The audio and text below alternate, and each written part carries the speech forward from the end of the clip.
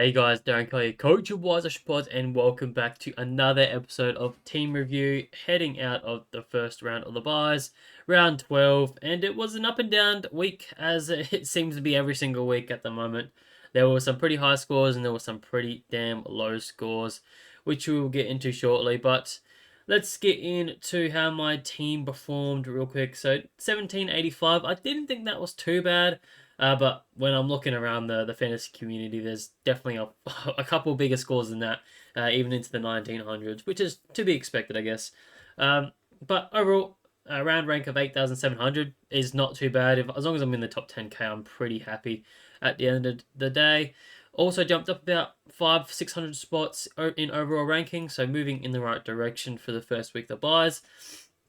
I don't really like to look at the overall ranking sort of movement throughout the buys, as I've said previously, is that I like to look at it as a whole collective, like where did I come into the buys and where I come out of the buys, because it can fluctuate so quickly in the buys depending on how you're structured with your buy structure. So I wouldn't read too much into your overall ranking this week. If you did move back a fair bit, don't be discouraged. Look at it as a full whole of the buys. So yeah, just please consider that before throwing a fit and just trying to give up. So, but yeah, overall, I think 1785 was about par, or maybe a bit lower than that. Maybe about 1760 was about par, maybe. But there was just so much havoc, really. Honestly, I want to throw my -3 straight away, and that is the sub rule. I think my team, as well as a lot of other teams, copped so many sub rule concerns this week. Just going through here, Bias got subbed at half time. He wasn't on track for a decent score anyway, but just seeing him being subbed out obviously causes a huge concerns. Uh, Clarkey, I believe, was subbed out. I think it was Thursday or Friday nights. I know Marek was definitely subbed out into that fourth quarter, so he was on track for his 70-80 would have been nice. Who else was there? Ted Closey was starting sub as expected. That's just what happens. That was always expected, realistically. Caden Cleary was a surprise that he was the starting sub. Hadn't done that previously, and we thought it was all pretty much squared away with Sam Mitchell, being introduced into the side. But nope, that's just not what happened. He got subbed and only came on for a good 5 or 10 minutes. No, sorry, came in that third quarter and played out the rest of the game. I think he had was it 50 something percent, 45% of the time, and only had 4 handballs, which is ridiculous. Super bad for his cash gen. Dropped a huge amount of coin as well. So that is super frustrating. Same with Levi Ashcroft. He got subbed out, I think, in that three-quarter time around there, or maybe even earlier than that, honestly. He got managed a fair bit, so that's disappointing. He was probably on track for a good 80 as well. So lost a huge amount of points to all these sort of guys that just got subbed out. So -3 to the sub rule. Got 5 of my players this week, so I definitely need to get off a few of them. Killed a lot of cash generation, and need to force some trades now. So that's my rant done. I don't want to talk about it again. So, but my +3, I'm pretty happy with my team, honestly. Like, +3 is hard because I like a lot of these players, but I think I just have to go with Baz. The second highest score of the round, just to put the captains on him is so easy every single week. He just gets it done. It doesn't matter if he's got a little bit of a injury concern. I don't know if I fully believe that or not. He was perfectly fine running healthy. Played a lot of game time as well, so yeah, he just gets it done every single week. And again, this week's going to be another easy VC option. I think he plays the fourth game of the round, early Saturday, 3:45 against the Suns. Yeah, good matchup again. So expecting him to go massive. So here's another VC option this week, and probably would be the most expensive player come next week. So that is pretty mind-boggling, but when you're considering he's averaging 122.5 for the year across 11 games, no wonder he is the most expensive player. Gone up nearly 600k so far this year, so has to be going to Baz so far this week. Quickly reviewing my VCs and Cs. So I did end up going with Gorn as my VC, as I said. Wasn't really happy with the 107. Just sort of moped around all day.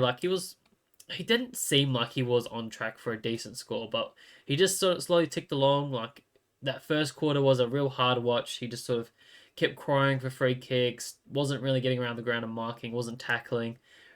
Gave away quite a few free kicks as well, which was a bit frustrating. And didn't even win the hit out count, which is surprising to me against Marshall. He usually dominates him, so a little bit of a concern there. Just yeah, whether he was just having an off game or whatever, just didn't really feel like it. But yeah, 107 I'm happy with. But as a captaincy score, I wasn't willing to take that, so just risked it with Baslinka, and yeah, for sure, I'm very happy with that. So got that one correct there in the captain challenge at number 1. So glad to have him as my captain score. And definitely saved my round realistically. I think if I didn't do that, I probably would have moved backwards. But I think like 21% of coaches did the Bailey Smith C, so it's not like it was unique or anything like that.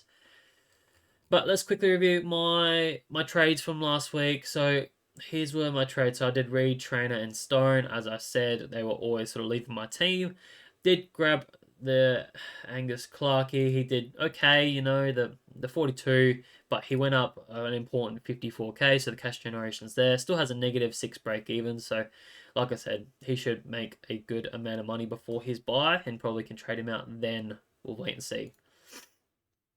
I also did grab the likes of Jack Sinclair, and again, he did quite well, 112, so I'm really happy I grabbed him.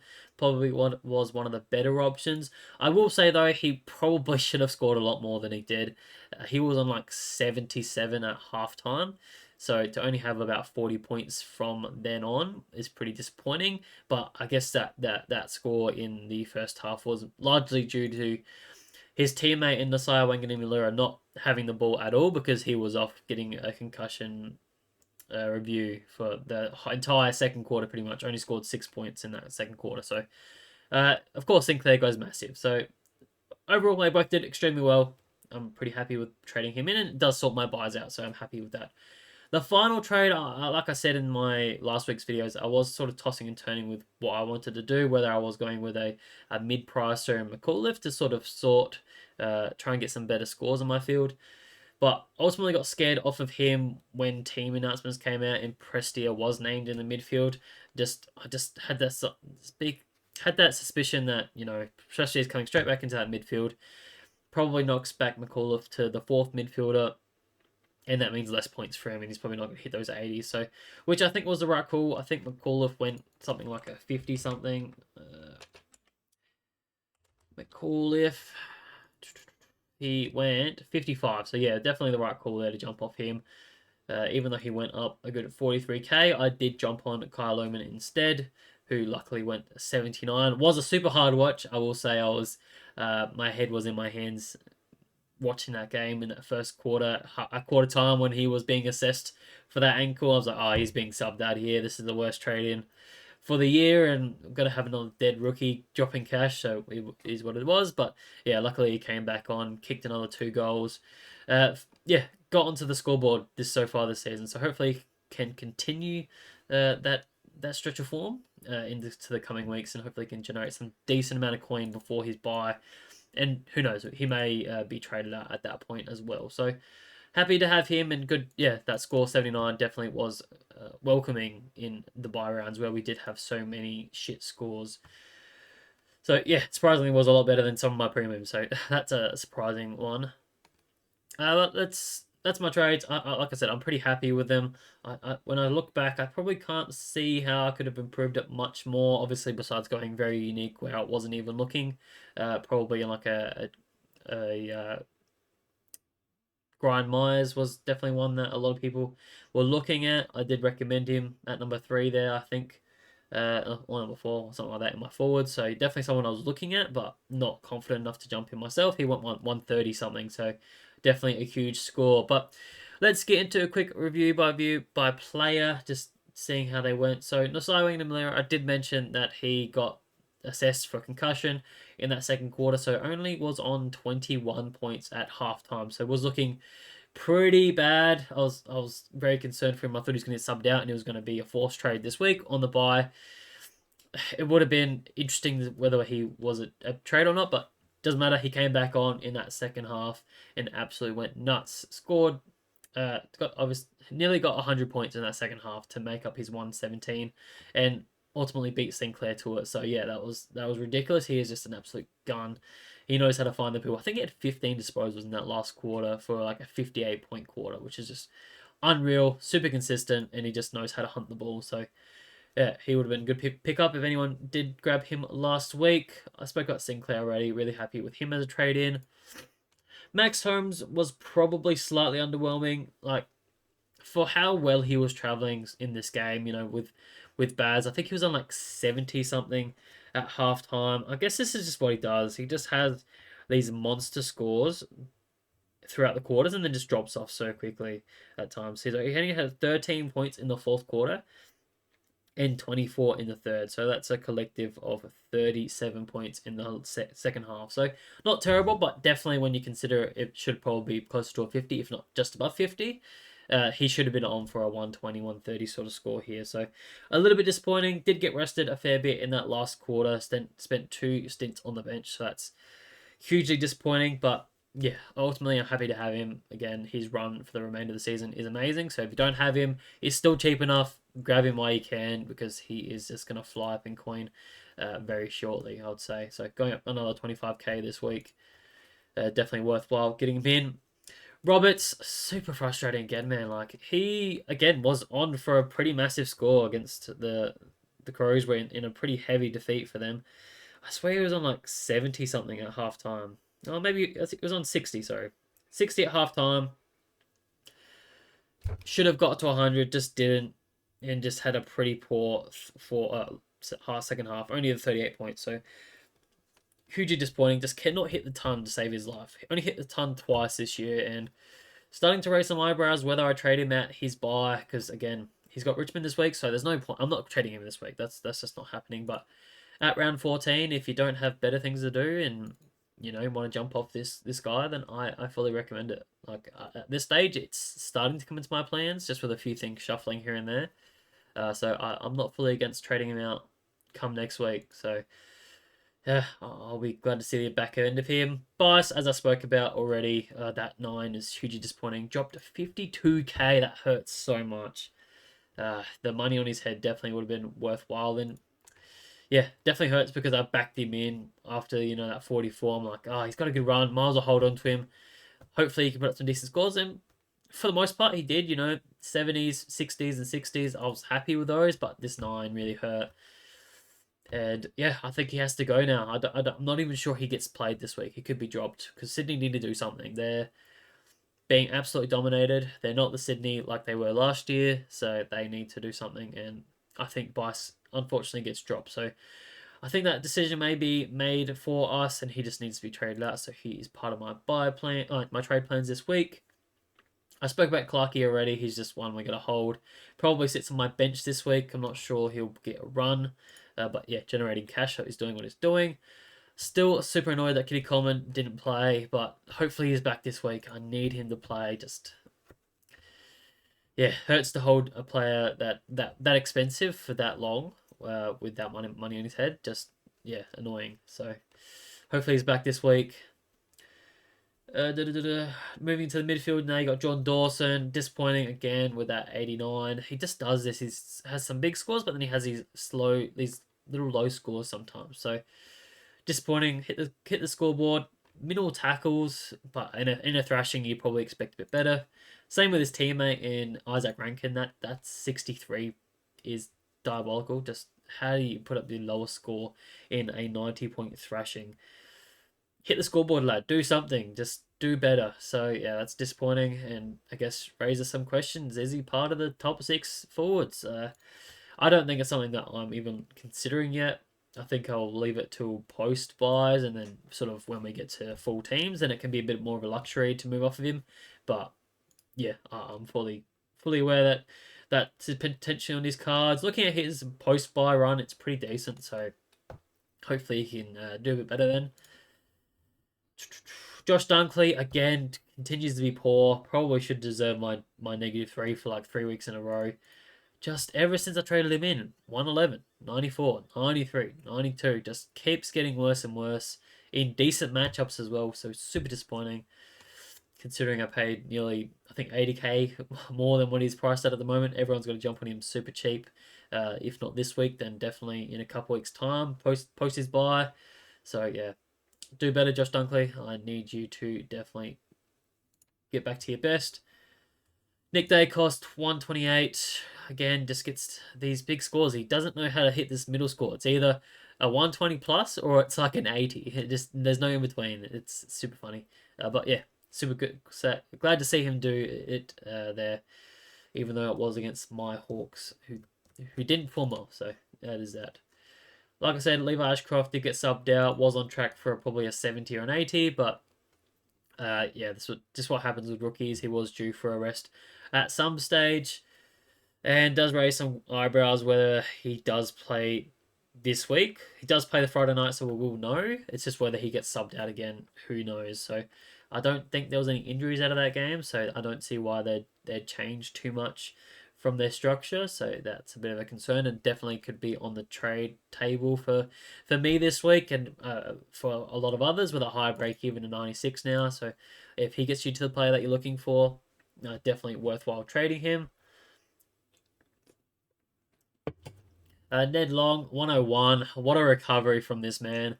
He was on like 27 at halftime, I think, and to get to 101 is amazing. It just allows you to hold him for another week and potentially even longer. I know I've seen a couple people speak about, do we just hold him for a longer period of time even after his bye? Like looking at his post bye run, it's pretty decent for like a good 5-6 week stretch. So I'm not opposed to holding him, but I'm probably still planning on trading him at this stage. But while he's making money, I'm happy for him to stay. We'll see how he performs this week against Melbourne, who are okay matchup. Not amazing, but yeah, definitely can be a bit more restrictive here and there.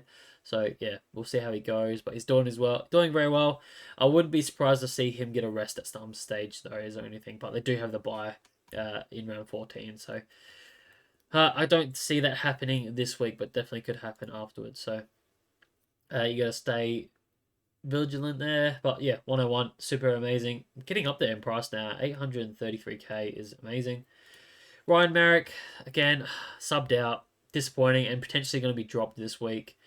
Didn't take any kick-ins throughout the entire night, so he's lost his role back there. Moved on to a wing, which luckily still was able to get a lot of plus sixes, and that's what made a lot of his score. Was on track for a decent 70 to 80 if he didn't get subbed out, so he would have been okay. But yeah, unfortunately, that subbed out meant that only scored the 63, high break even of 104 now.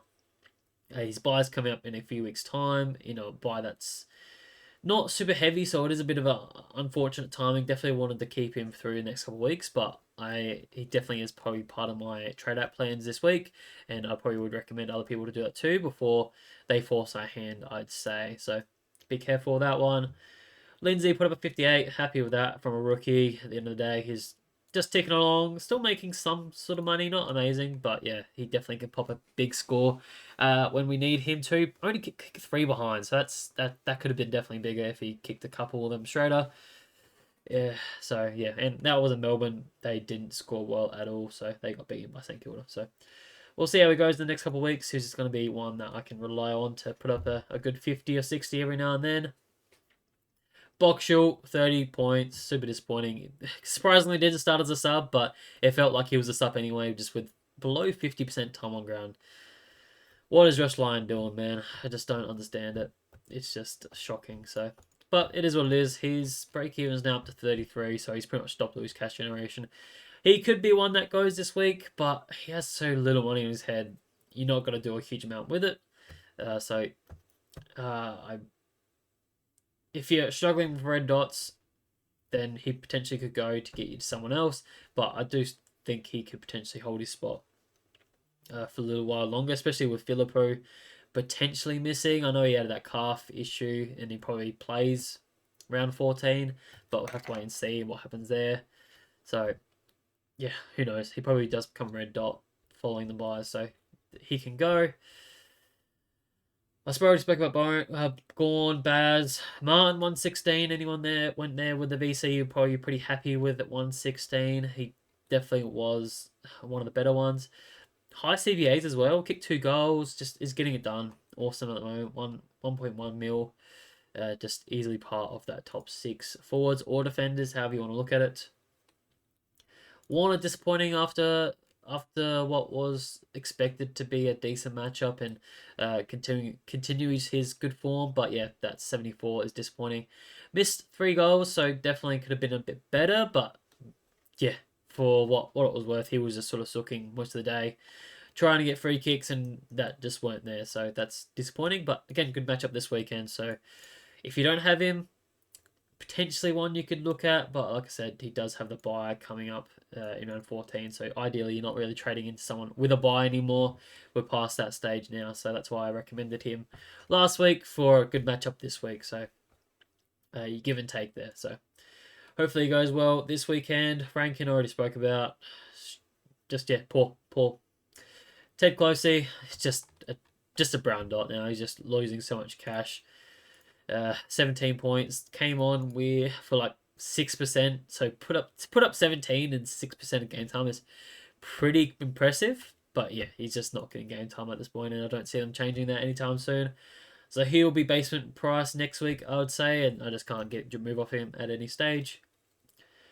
And I respect Clout Lowman. So that is my team review. A couple of things I wanted else to speak about, I guess, was some my trading options this week. So what are my trades looking like? So I have already made my trades. I'm not super set on them just yet, but that is going Riley Bice to Tom McCarthy. Now Tom McCarthy has not played a game yet, but played in the twos. He was the #1 draft pick in the mid-season draft. Plays as a halfback. Played for the Waffle this weekend and put up like a 90 score for them. So I'm expecting him to get a debut for the West Coast Eagles this weekend.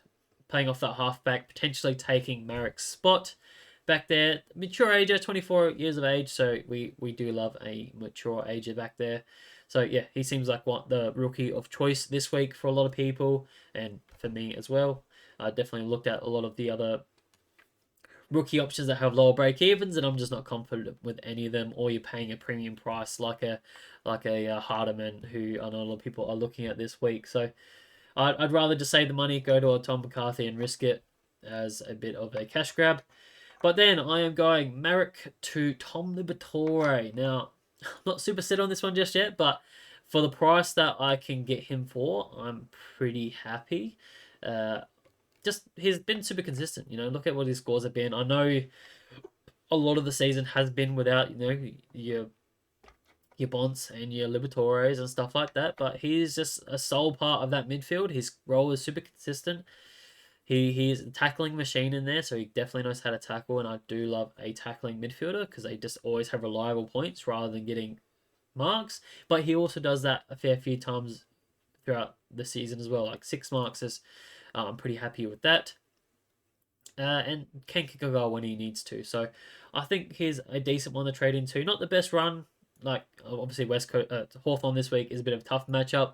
To be seen. I think Western Bulldogs defeat Hawthorn pretty comfortably in the end, just with how Hawthorn are performing at the moment. But then St Kilda and Richmond, good matchups, and then even following that is not too bad as well. So I just want to be part of this Western Bulldogs fantasy fest. They just are absolutely racking up at the moment. When you look at their team, I think they have like 6 players that are over $1 million. So I want to be part of that, and that's hence why I'm getting onto Liberatore. I could have gone Ed Richards, but then I can't grab a Bontempelli just with the money I have. I have 21k remaining, and I don't have enough to get to Ed Richards as well. But then I'm also going Levi Ashcroft to Marcus Bontempelli. So spending a bit of money, getting 2 massive primos in for the price of sort of 3 mid prices there. So overall, improving my team and getting a bit more of ceiling there. So again, Marcus Bontempelli probably is a #1 trading target this week. Like I said, I think he's by far the target for most people. I don't think he performs great this week. Obviously, Hawthorn, tougher matchup, probably gets a bit of attention from a Connor Nash, who perfectly matches up with him. And his scoring history against Hawthorn isn't amazing. It's like 80s, 90s, and a couple of hundreds in there. Nothing amazing. So, yeah, I don't expect a huge score for this week, but definitely in the following weeks, particularly against Richmond and stuff like that, expecting him to get a big ceiling score. So, that is my trades so far. Like I said, I have floated the idea because I did want to get off a Caden Cleary, but I'm fingers crossed he gets dropped. and doesn't lose any more money for me. Just with obviously Sydney need to change a few things, as I said. So that I'm hoping that's the case. Otherwise, I could potentially trade him out. But then the other option I'd probably look at would be the likes of a Miles Bergman. Been keeping close tabs on him, obviously, before his buy. Was pretty happy with his role as like a 50-60% midfielder, but obviously Hornbag potentially being back may shuffle a few things. So will be interesting to see how that sort of eventuates. But yeah, for what you're paying, 723k for a 51 break even, he definitely could generate some cash for you. Tougher run, I'll say. GWS, Sydney, Brisbane Lions, not the greatest of abilities. So it's definitely someone you could take a punt on now that he's got his buy out of the way for the remainder of the buys for the next 4 weeks and see how he goes, and then potentially trade him out then. But yeah, I definitely think he has the ability to be a very good midfielder. So if they continue with that role and with his ability, I definitely think he could be a worthwhile trading option if you're looking for a cheaper guy. So he's definitely up there in this week's trade period. I did speak about Riley Hardiman. I know a lot of people are looking at him this week as a cheaper guy as well. Mid price of 491k. Scored that massive 106 last week before his buy, around 11 with 10 marks, 28 disposals. He just looked like he's taken that Harry Sheezel role back there, having a bit more responsibility to be that distributor kick. So I don't hate it. Break even a 1, low price. He definitely could put up a big ceiling for you. Not a decent score, sorry. He could definitely hit an 80 plus for you if you're looking for a cheaper guy that goes along with a decent upgrade. So definitely can jump on that one, but probably not for me, not with what I'm looking at doing. And that's probably where I should have started. This week, you can go one of two ways, right? You can really attack, which is what I'm sort of doing with my trades so far, where I'm jumping off these guys that have got a buy coming up, because this week at the end of the day I don't have a huge amount of players that are on this week, and I already have a pretty decent team, but I want to improve that and get the points on field and attack for the remainder of the buys by improving my buy structure down the road, so then I don't have as many players through those buys and attacking wise. Or you could play a bit more conservative and a bit more of a fix-up way and get some red dots off the field and fix up your bench health and try and get more green dots so that you have better numbers throughout the remainder of the buys, which I'm probably a bit more of a luxury position, I guess, with my bench health, just because I've been a bit fortunate with not trading in too many of these brown dots as such, like a Bustlinger, and I traded out Stone last week. I'm trying to think of a few others. Lewis Hayes, I know a lot of people traded in him. I'm trying to think of a few others as well, but I can't off the top of my head. So yeah, there's a lot of these sort of guys that are just red dot rookies. So if you want to jump off them, you definitely could do that this week. Just trying to get a small upgrade on the other side as well if you can, to keep things moving. But ultimately, you're trading in guys that already have had their buy, that are premiums. Whereas you probably can take a bit more of a risk with the likes of a mid-pricer that does have sort of around 16 buy, is probably the exception sort of thing. So that is probably about it. A few other topics of discussion I want to talk about. Obviously, a huge topic of discussion last week was the mid prices from last week, and that was the likes of Sheldrick, McCarthy, McAuliffe, Sam Berry, and Xavier Halloran. O'Halloran, I can't believe say his name. Sheldrick was probably the pick of the lot. I think all the others went sort of 60 or 50. So yeah, Sheldrick definitely was the one to pick up if you did there. Ultimately, I could have gone there as well, but I just wasn't super confident that he was going to play again this week. But I think he's done enough to hold his position, even with a few other guys coming back. So if you picked him up, congratulations. He did very well, went up a huge amount of coin, and probably puts up another decent score again this week. So yeah, definitely a good one. The other three probably didn't pay off for you and probably become a bit of trade out targets pretty shortly. But a few more trade-in options a lot of people probably be looking at. A Kennedy is definitely a decent discussion point. I definitely looked at him myself, but at his price range is just too much out of price for me. I did look at doing a Bont and a Kennedy this week, but I just don't have enough coin, unfortunately. I think I missed out by 8k, so that's a bit frustrating. I would love that DPP flexibility as him as a forward. I do have still some concerns, obviously, with Trelaw came back this week. Does that shake up the midfield slightly? I don't think it affects him too much. I think they're pretty happy with Matthew Kennedy in there. He's hitting the scoreboard pretty consistently as well when he does play forward. So yeah, he's just getting it done. Probably doesn't have the huge ceiling in him. You know, a 115 looks like to be his ceiling score with 3 goals. But anything more than that, I'm not sure he has that in his caliber just yet. So still a very viable option if you just want to shore up the forward line for you. But probably not at the top of my priority list.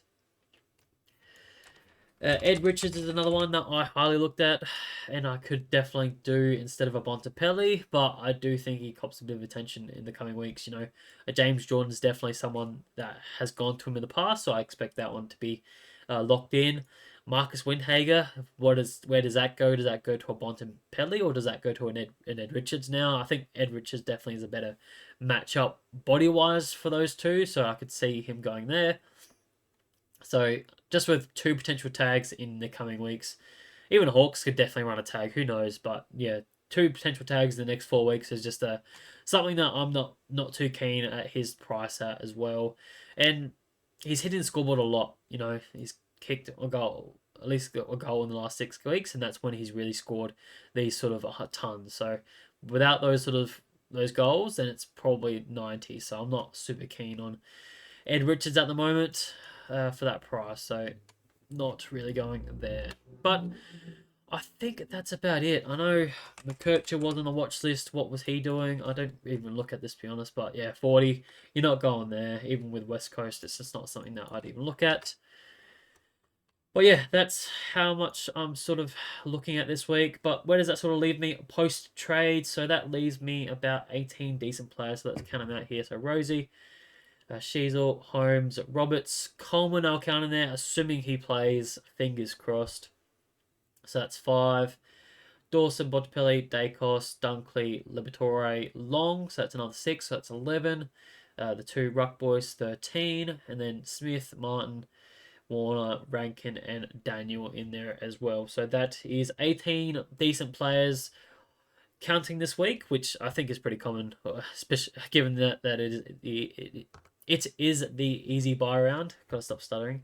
Definitely getting a little bit sick here. And then obviously have likes of Lindsay and Moraes and Clark and whatnot to put up a decent score if something fails or someone falls over and gets injured. So I think I'm looking overall pretty decent this week, just attacking wise. So obviously got the likes of Sinclair on the buy and Nasai Wang and Miller. I do not have a Brayshaw yet. He probably comes into my team next week post his buy. We'll wait and see how that sort of eventuates. But I'll probably be looping between, a Tom McCarthy as long as he plays. If he doesn't play, then I'll have to look at a different rookie option. Looking at those, I'm not super confident with any of them. I know an Ed Allen, you're not going there, I don't think. I know he's playing well, a -2 break even at his price range, but I'd probably rather go to a Hardeman at that price range, just with the better job security, I'd say.